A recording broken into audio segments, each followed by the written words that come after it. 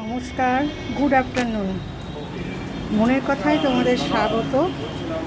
তো দুপুরবেলায় বেরিয়েছি বিভিন্ন কারণে, ব্যাংক থেকে বেরালাম, কিন্তু ওই এক স্বভাব, বেরালেই একটা মিষ্টি খাই। আমার মিষ্টি খাওয়া বারণ, তবুও একটা মিষ্টি যেন চুম্বকের মতো আমাকে আকর্ষণ করে।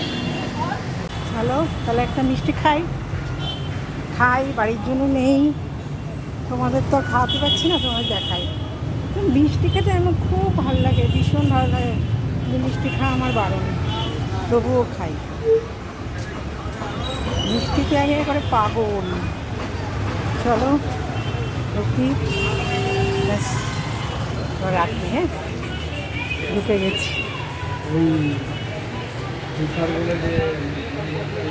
রাখি তাহলে।